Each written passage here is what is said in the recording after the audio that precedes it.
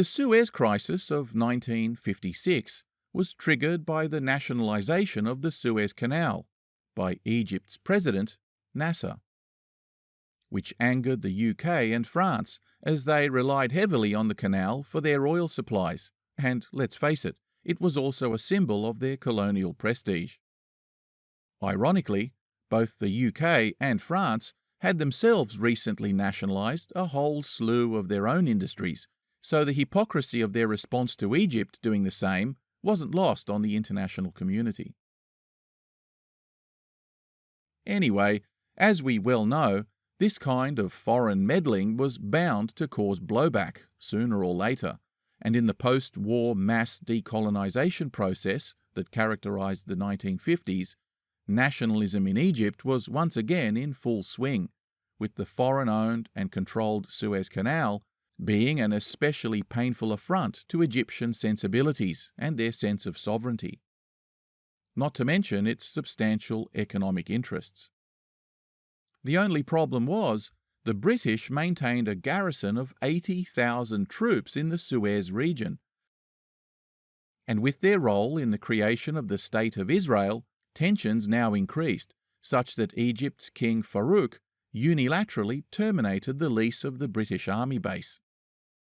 The UK refused to acknowledge the broken lease, and skirmishes soon broke out, which only aggravated an already volatile public, suffering through inflation and high unemployment.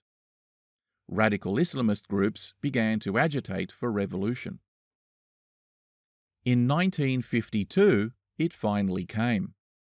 King Farouk was ousted in a military coup, and the United Kingdom scrambled to salvage what relationship and economic investment it could, negotiating a gradual withdrawal of troops from its bases there, as well as the full handover of the canal back to the Egyptians, which was to be finalised in 1968.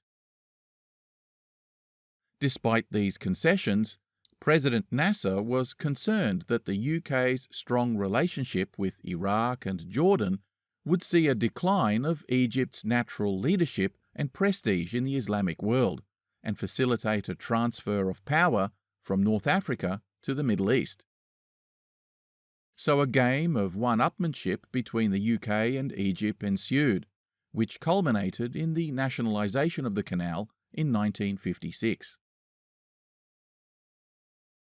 Meanwhile, the US was desperate to keep the Soviets out of the Middle East, so was itself trying to sweet-talk Nasser into developing stronger ties with America. But the US was already spread quite thin across the globe in its communist containment strategy, and Nasser was being coy about making any commitments either way, maintaining strong ties with the CIA, in hopes the US would pressure the British to lay off. But he also courted Khrushchev over in Moscow, and effectively played off the Soviets and the Americans against each other for his own benefit, like a boss. The British, of course, knew full well what was going on, and relations between Washington and London became increasingly strained as a result. The Soviets watched the whole thing with amusement, while at the same time making the Americans nervous by doing deals with the Syrians, Iranians, and Afghans, and by offering the Egyptians lots of cheap Russian weapons. The Americans bargained hard to sell him their own hardware, but when Nasser refused to guarantee they wouldn't be used against Israel, congressional support for a deal with Egypt all but evaporated. So, when Nasser finally acted to secure the canal, the UK and France, along with Israel, conspired to launch a military operation to regain control of Suez without consulting the United States or informing the United Nations. On October 29, 1956, the Israeli army invaded the Sinai Peninsula, followed by British and French forces a few days later. The invasion was initially successful, and the forces quickly advanced towards the canal. However, the operation was met with international condemnation, and the United States, the Soviet Union, and other countries called for an immediate ceasefire. The Egyptians, meanwhile, decided that if they couldn't have it, nobody would. So, as the British and French troops came ashore, the Egyptians scuttled dozens of huge tankers in the canal, rendering it impassable and useless till the following year, causing significant disruption to oil supplies, which resulted in crippling price hikes all across the globe. Both the US and the Soviets were furious, and under pressure from the international community, the UK and France humiliatingly agreed to a ceasefire on November 6, 1956. The crisis ultimately led to the expedited withdrawal of British, French and Israeli forces from Egypt, and the canal was placed under the control of a non-aligned UN force. The Suez Crisis had significant impact on the UK's international standing and was seen by many as a turning point in the country's decline as a global power. Its involvement in the crisis was widely criticised, both domestically and internationally, and many saw it as evidence of the country's inability to adapt to the changing international landscape.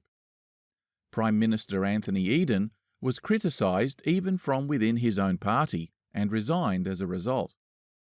The costs incurred in the failed campaign, the withdrawal of troops, and compromised oil supply led to a serious economic impact on the British economy and a devaluation of the pound sterling. It also accelerated the decolonisation process of British and French dominions around the globe, which several historians have criticised as being overly hurried and poorly managed, resulting in a succession of civil wars and humanitarian disasters, particularly in Africa. The crisis also highlighted the growing divide between the UK and the United States, which had opposed the military intervention from the outset and openly sided with Egypt. President Eisenhower's government saw the crisis as an opportunity to assert its own leadership in the region and played a key role in brokering a ceasefire and resolving the conflict, remaining the key regional player ever since. Israel had long been concerned about an impending Arab invasion, which it used as a pretext for its own involvement in the Suez Crisis, and when it was over, they pillaged the entire peninsula on their withdrawal. Conflict, nevertheless, eventually materialised in the 1967 Six-Day War, but that's a story for another day.